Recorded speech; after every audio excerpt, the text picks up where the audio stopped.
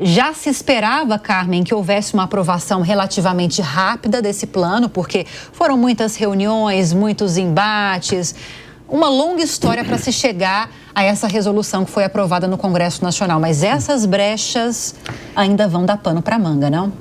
Eu acho assim, não é o ideal, mas é um começo. E tendo a entender que a gente foge do problema de fundo nessa questão da emenda parlamentar. A emenda parlamentar não é novidade, ela não surgiu em 2021, ela não surgiu com orçamento secreto, ela é um instrumento que já existe há muito tempo. A forma como ela é utilizada é que é questionável. E dinheiro público, você não precisa, não é que você não precisa, você não deve fazer o controle só de onde ele sai, mas aonde ele é gasto. Então, eu acho assim... Isso aqui, você quer saber quem é o parlamentar? Eu acho absolutamente válido e acho até necessário, né? Que tal parlamentar destinou tal verba a tal município.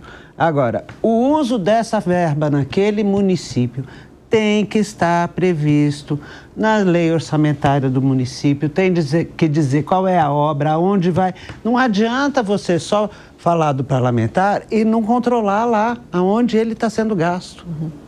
É só, porque na hora que você controla aonde ele está sendo gasto e como ele está sendo gasto, não interessa se é emenda de comissão, não interessa se é emenda de líder. Você sabe que o dinheiro está sendo utilizado de maneira adequada. E a gente tem um problema também que, na minha opinião, esta questão da emenda parlamentar e esses volumes todos, né, que chegaram a esse volume imenso desde a gestão do governo anterior, é porque a gente está com um problema na Federação Brasileira. A gente tem um problema de estrutura federativa. Você tem cada vez mais uma concentração de arrecadação na União. A reforma tributária vai fazer com que essa concentração seja maior ainda. E aí essa quantidade, esse montante de valores, todos concentrados na União, transformam prefeitos e governadores em despachantes dos seus municípios e dos seus projetos. E esse dinheiro tem que ser arrecadado e gasto ali no município, com as compensações devidas por conta de toda aquela estrutura que a gente sabe. Município que tem mais arrecadação por conta de indústria ou menor por conta de agronegócio. Assim, mantido todas as compensações que são vistas no fundo de participação. Sim. Né? Mas eu acho que é um começo. Mas ainda vai gerar muita discussão, né? Eu acho que é um começo de um remédio inadequado, porque o problema é outro. Eu acho que o remédio está sendo dado, mas a doença é outra, é outro diagnóstico, no meu entendimento. Quero te ouvir sobre isso, Túlio, porque você também destacou aqui a preocupação com a forma como o gasto está sendo conduzido pelo governo federal. E aí a gente está falando de um montante, o orçamento ainda vai ser votado, muito possivelmente agora no final de março. E há uma previsão de cerca de ou um pouco mais de 50 bilhões de reais em emendas parlamentares. E para além da necessidade de você estipular regras de transparência para entender onde esse dinheiro está sendo aplicado, que foi o que disse agora a Carmen, vejo como importante também, tanto como, e talvez eu discorde um pouco da Carmen nesse sentido, destacar, sim, quem é o parlamentar que está destinando. Por que vejo dessa forma? Porque é uma maneira de você evitar aquele parlamentar ter uma finalidade unicamente política na destinação desse recurso. Pelo menos é uma forma de frear, talvez, um objetivo puramente político ao destinar recurso para obras, para determinados projetos. Queria te ouvir sobre isso. Olha, Lívia, eu entendo que isso é o puro suco da política brasileira, né? A Carmen destacou bem que as emendas parlamentares existem há muito tempo, que seria algo normal na política, nessa inter-relação entre executivo e legislativo. Mas há um outro ditado que diz que a diferença entre o veneno e o remédio é a dose, né? Então, hoje nós temos quase 25% do total de investimentos do orçamento do governo federal destinado a emendas parlamentares. O que isso provoca num primeiro momento? um arraso em relação à qualidade do gasto público. É evidente, a qualidade do gasto público fica totalmente comprometida. Ela fica adstrita à política do toma lá da cá. O parlamentar, com esse poder, se agiganta perante o executivo, há uma troca de favores, né, para que essas emendas sejam liberadas, tanto que numa situação que não é normal numa república, num princípio de independência entre os poderes, o acerto, o plano que vai ser destinado para essas emendas é um acordo entre executivo, legislativo e judiciário. Essa questão, quando vai ao judiciário, tem que ser decidida à luz da Constituição e das leis brasileiras, não à luz de um acordo político. Nós não estamos diante aqui de política apenas, nós estamos diante de transparência pública, diante de dever com o gasto público. Então, num primeiro momento, essa relação ela está distorcida. 25% do orçamento é algo extremamente exagerado e causa uma política do toma lá da cá. Segundo, a qualidade do gasto público demanda que esse investimento, essas emendas, deveriam ter como critério o quê? A necessidade regional, qual é a região que mais precisa e qual é o melhor projeto. Né? Então, para medir a qualidade do gasto público, o critério não é político em relação ao interesse político do parlamentar. O critério é qual o município que necessita de qual tipo de investimento e qual é o melhor projeto para aquela finalidade. São Paulo, por exemplo, nós sabemos o problema que tem aí com o contrato de energia elétrica, que diz que é de competência da União. Nós temos no Brasil problemas gravíssimos com as mudanças climáticas, falta investimento para se preparar às mudanças climáticas, as queimadas que nós tivemos recentemente. Esse dinheiro, né, dessas emendas deveriam ter como critério exatamente a necessidade versus o melhor projeto e não um critério puramente político. Falando da transparência também, falando um pouco desse novo plano que vai manter a ocultação do nome do parlamentar. Isso é absurdo, eu não consigo entender qual é o motivo de interesse público que deve manter um sigilo em relação ao nome do parlamentar. Né? Quando, na verdade, numa república, um princípio fundamental é o princípio do controle pelo cidadão, pelos órgãos de controle. Como que se faz o controle do gasto público? Sabendo quem é o ordenador da despesa, sabendo quem é o responsável. Né? Princípio da transparência, da publicidade do ato administrativo. Princípio republicano que demanda que todo o poder emana do povo e em seu nome será exercido. Então, é corolário desse princípio que a população saiba quem é que está gastando, até para saber se ele gastou bem ou mal o dinheiro e para votar nele ou não votar nele. Então nós temos aí, como eu falei, um puro suco da política brasileira. O problema, eu concordo com a Carmen, não é existir uma emenda parlamentar. O problema é a intensidade, é a dose, é a forma, é a maneira com que isso tem sido feito. Em vez disso ser algum remédio, virou veneno. O próprio Flávio Dino, quando ele deu aquela primeira aprovação, a homologação a esse plano de trabalho, Thaís, e que deu esse elemento para essa resolução que foi aprovada no Congresso Nacional, ou vários elementos para essa resolução, ele chegou a dizer: o fato de homologarmos esse plano, e depois foi confirmado pelo plenário do Supremo Tribunal Federal, não significa um liberou geral. A gente vai continuar acompanhando a liberação desses recursos e, para além de acompanhar a transparência e rastrear esses recursos, vamos discutir o volume dessas emendas, que é isso que o Túlio está falando. A gente está falando de mais de 50 bilhões de reais em emendas parlamentares.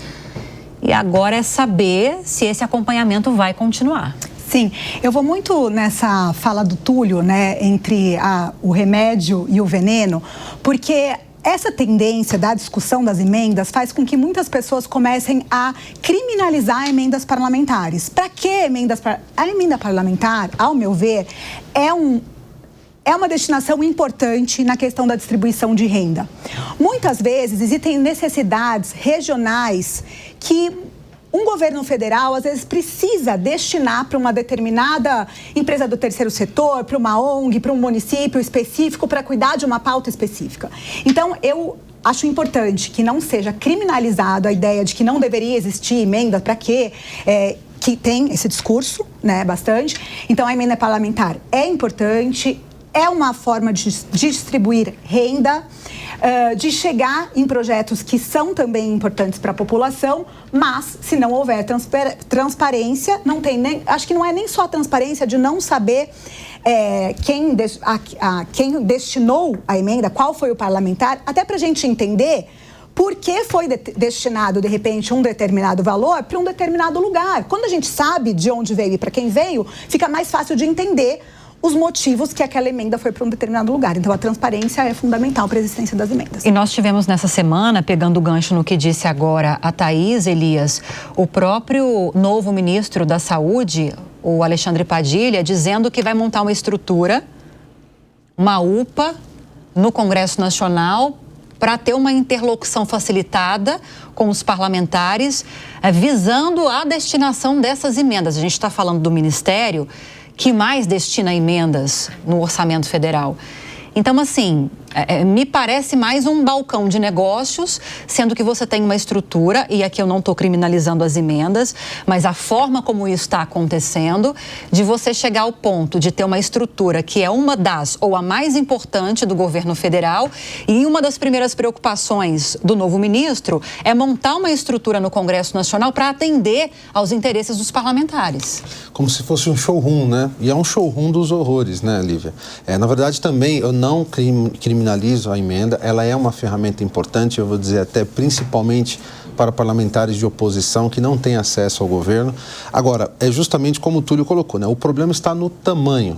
A gente não pode ter no país 1/4 das emendas sendo destinadas para investimento num país tão grande, com tanto problema como é o país, como é o nosso Brasil. Agora, o que causa maior estranheza de todos, primeiro, a quantidade de recursos. É muito dinheiro para a mão do parlamentar. A gente tem um Congresso que tem um poder muito grande devido a essas questões de emendas, né? O segundo ponto é justamente, quando você quer saber qual o destino que está sendo dado, eu entendo que isso tinha que ser rastreado de ponta a ponta. A sociedade civil tem todo o direito de saber como é que o dinheiro dos impostos da gente está sendo gasto, independente do parlamentar. Então, sim, né? E aí um terceiro ponto que que eu analiso muito preocupante é que as emendas parlamentares geralmente são para investimentos e não para custeio. E aí, quando o ministro quer lá fazer o showroom, né, para poder justamente captar um recurso de saúde, você tem uma grande preocupação, porque assim, o parlamentar, às vezes, ele quer justamente colocar aquela questão de criar um postinho de saúde numa base que precisa, é totalmente legítimo. Mas não se tem também uma construção de como é que vai ser o custeio disso, né? Os profissionais que vão trabalhar naquela unidade de saúde. Então, as emendas, ela acaba servindo muitas vezes para elefante branco. E a gente vê isso pelo Brasil, prédios, estruturas que estão lá só a carcaça, porque justamente não existe uma preocupação com o custeio. E à medida que a gente tem isso e a gente não sabe o rastreio, a gente não consegue nem... que eu entendo que seria até criminalizar um parlamentar que faz uma destinação de um recurso e ele aponta, mas a gente não vê o resultado real daquilo. Isso é muito preocupante e eu não entendo o porquê de tanto segredo e tanto sigilo numa questão que é pública e aberta que tem que ser aberta para toda a sociedade. Pode falar, Thaís, por favor. Eu não consigo nem entender, na verdade, por que a gente está discutindo isso, né? É surreal. Se vier um marciano para a Terra, eu não consigo explicar para ele por que existe sequer essa discussão. Né? Mas a gente... será que vai falar quem é? Gente, a gente deveria estar discutindo. É tão óbvio que é absurdo. Por favor. Eu acho assim, eu acho que essa discussão ela é muito salutar. Porque essa estrutura, o que chama a atenção hoje, fez com que a sociedade se voltasse para essa discussão foi exatamente o crescimento do volume a montantes astronômicos. Também, né, Carmen, como isso estava acontecendo. Mas a forma não é nova. Não. E acontece o seguinte, quando você teve a emenda aprovada, que falava da emenda PIX, da destinação do dinheiro diretamente, isso foi em 2021, se eu não me engano, essa emenda, né? Foi para exatamente fazer com que a oposição, e foi uma proposta de emenda constitucional bancada pela oposição ao governo Bolsonaro, que fez isso, para garantir que a oposição também tivesse o direito de destinar emendas. Antes disso tudo, com a minha experiência profissional, né, durante 30 anos, você tinha emenda de relator, você tinha emenda de líderes num volume muito inferior a isso e não chamava atenção. E na hora de aprovar um projeto importante para o governo, empréstimo para a construção de estação do metrô, tal. vinham os deputados e falavam assim, e aquela minha emenda? Só que isso não vinha a público, porque os valores eram pequenos. Então, essa questão, o valor, a existência da emenda PIX, isso tudo abriu a caixa de Pandora e que é muito interessante a gente estar discutindo. Sim. Claro, as consequências a gente viu na eleição da Câmara e do Senado. Qual o poder que eles têm?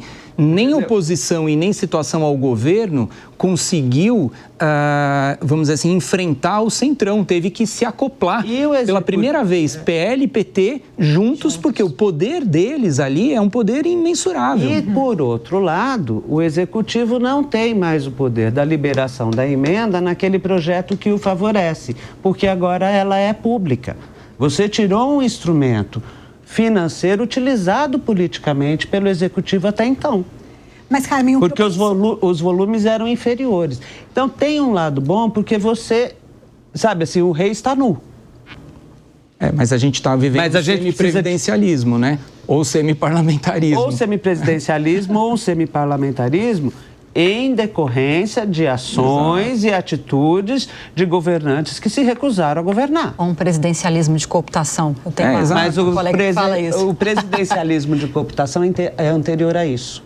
Mas continua, né? Ele continua, mas você trouxe mais poder ao Congresso Nacional através das emendas. Sim. O presidencialismo de cooptação, ele remonta ao governo Fernando Henrique. Sim. Quando da aprovação da emenda para a reeleição. Ali ele teve início. E ele subsistiu e foi crescendo. Só que quando você teve a eleição do Jair Bolsonaro e o Congresso tomou as rédeas disso tudo e ele não teve como combater, ou não quis, eu não vou entrar nesses pormenores, mas ampliou-se de uma tal maneira o poder do Congresso que nós chegamos aonde estamos hoje.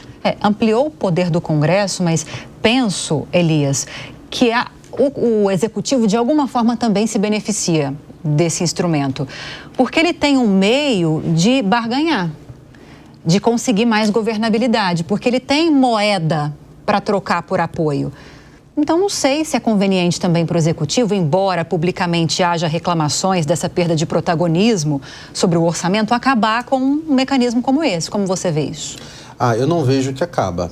A minha grande preocupação é que você vê que cada vez mais o orçamento fica maior para o Congresso, cada vez mais o governo...